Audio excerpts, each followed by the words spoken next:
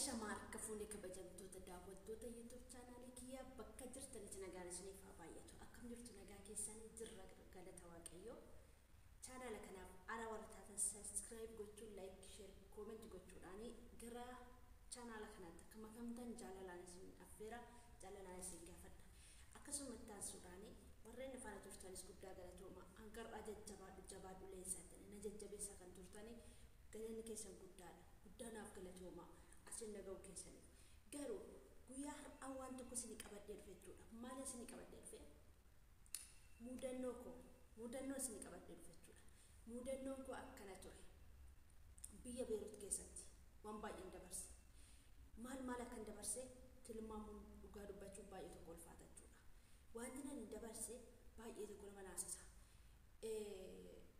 Bara 2000 fi akka Itoophiyaatti bara 2000 fi sadeen biyyaa ba'e jechuudha. Bara 2000 fi sadeen biyyaa ba'e bara 2000 fi jahaatti gara biyya kiyya deebi'e jechuudha. Gara torbaatti naaseen jechuudha.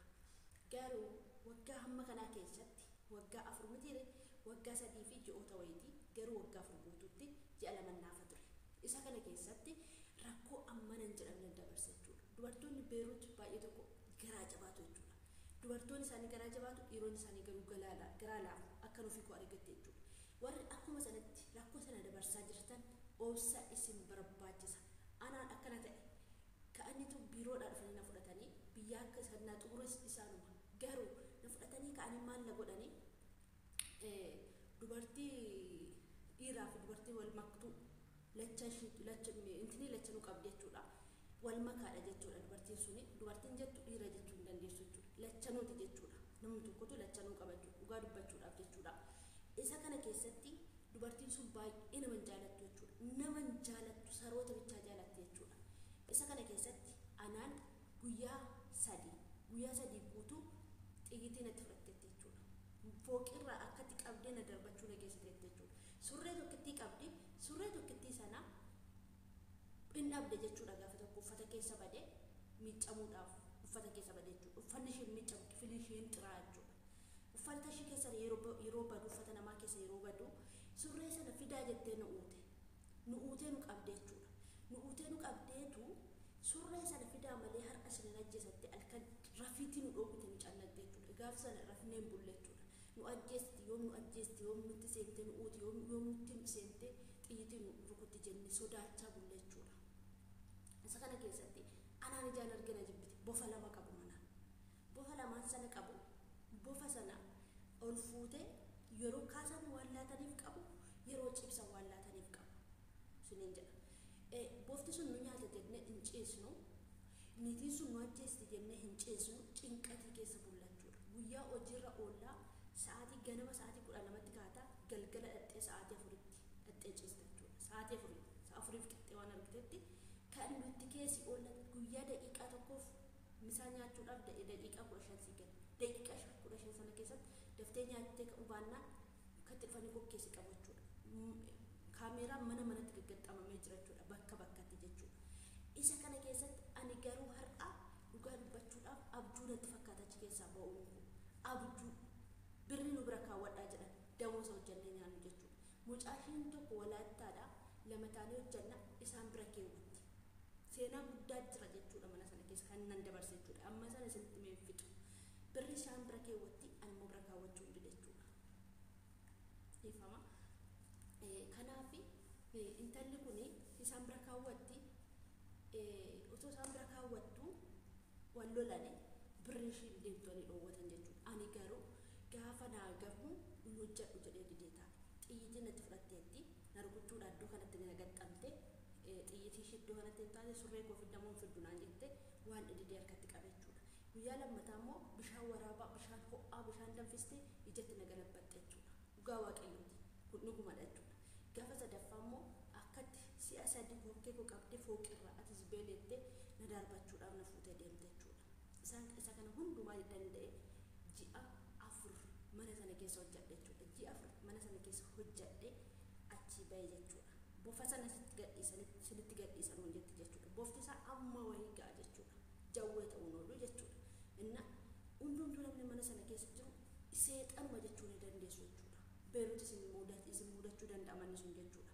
Innaa hamma kana keessatti rakkoo amma sana danda'e baadheen jechuudha as ga'ee jechuudha. Biyya beeruut kana keessatti garuu nagaadhaan jiraanna jechuudha.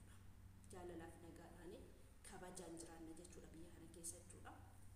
Innaa kanaaf dhugaa dubbachuudhaaf yeroo nagaa argattanii madaamii gaarii argattanii jiraattan qalbii salphaa isinitti fakkaachuu danda'a. Isinii galee salphaa isinitti fakkaachuu danda'a. Garuu gaafa cannaqamtan bichaa waaqayyoon hin galateeffatinaa. Gaafa nagaa qabdanis waaqayyoon galateeffadhaa. Rabbiin keessaniin shukran jedhaanii. Gaafa nagaa qabdan bichaa ta'uu hin ta'in gaafa nagaa hin qabne bichaa ta'uu hin ta'in yeroo hundumayyuu rabbiin keessan galateeffadhaa. Isinii galee. Kanaaf rakkoo amma sanaa dhiphina amma sanaa cinqatee amma sanaa keessa darbee dhufee as ga'e jechuudha. Biyyi kun anaaf biyya kooti jechuun hin danda'amu. Akka itti jiraadha jechuudha. Dhugaa dubbachuudhaaf. Akka salphaatti jiraachaa jirra. Garuu biyyi Beeruut biyya baay'ee ulfaataa, baay'ee dubartoonni isaanii guyyaa salaata nama nyaachuu ka'anidha jechuudha. Mudannoo baay'een qaba, rakkina baay'een dabarsa. Kan biraa immoo yeroo itti aanu isinitti hima jechuudha. Kanaaf isinis akkuma koo dabarsuu dandeessu. Akkuma koo dabarsitaniitu ta'uu danda'a jechuudha. Kanaaf akkuma dabarsitan sanaatti waaqayyo keessaniin baga keessa na baastee yaa Rabbi jedhanii galateeffadha. Anaanis immoo baga si baasedha. Dhugaa dubbachuudhaaf gaafa tokko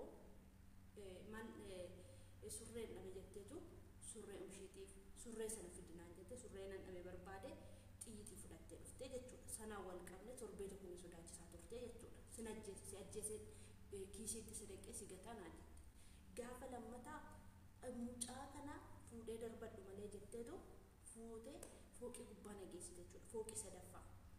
Gaafa sana haadhatu didee harkatti qabee jechuudha. Haati ishii immoo haadhuma ishiitu didee harkatti qabee jechuudha. Isinii galee gaafa tokko immoo jechuudha. Obboleettii ishii qixxisuu ishiitu jettee itti iyyite jechuudha. Nageessitee fooqirra na darbachuu nageessitee obboleettii ishiitu harkatti qabee ni iyyite jechuudha. Inni iyyitee achumaan nageessite jechuudha. Gaafa sadaffaa immoo sarraatanyaa ishiin afaan jirtu ishiin tuqanii amatti dabalee jechuudha. Ishiin tuqan dhugaa dubbachuudhaaf jechuudha. Nama kakuun irra jiru akkasuma qormaatatti baay'ata. Ani kakuun irra jira kanaaf jechuudha. Waan nama jibbisiisu qabaadheetiin jechuudha. Gaafa sadaffaa isaa immoo sarraatanyaa amatti jechuudha. Ishiillee maayyita jettee uutee qabdee jechuudha. Inna baqa afurri mana sana keessa jiru naannola ture jechuudha.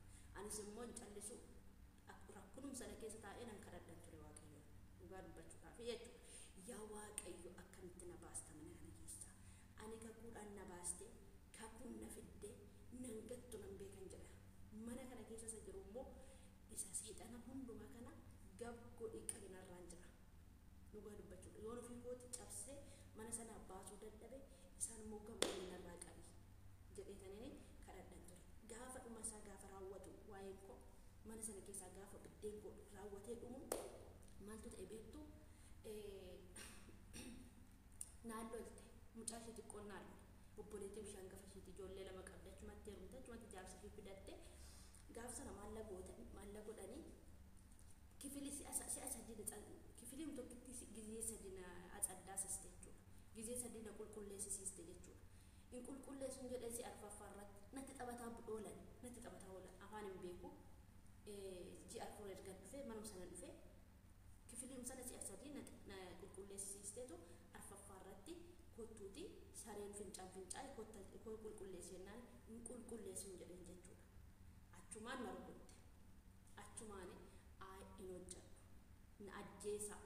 In nyaadhus, in dhugus, in taa'us, in ka'us, in rafus. Dhugaa waaqayyo jedheen jechuudha. Rafu in rafu, nyaadhu taa'u in taa'u. Hojjedhu in hojjedhu. Jedheetan itti jechuudha. Gira bakka maraachuuf hin ka'e jechuudha. In hojjedhu jedheen bakka biirootti si deebisnee biiroo yoo dhaqxee biiroon akkatti qabee girgiddaan si rukutachuudha. Rakkattus dhiistus sitti tolus dhaquun qabdu jechuudha biroo. Gajjettee hojjechuu qabdu jechuudha biiroo sana keessatti jechuudha.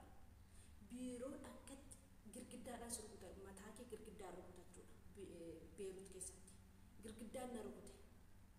Rakkina hamma kanaa dabarsineetu bakka isa dhumaa na ajjeesiti jedhee nu ibsa biiroodhaan jechuudha. Nareebi kootu na ajjeesi ajjeesi malee dhaqu mana isaanii jedhee sobii boo'inaan jedhee narra kunne waan dhikoo naaf boome akkasittiin sobee boo'ee irrii jedhee akkasittiin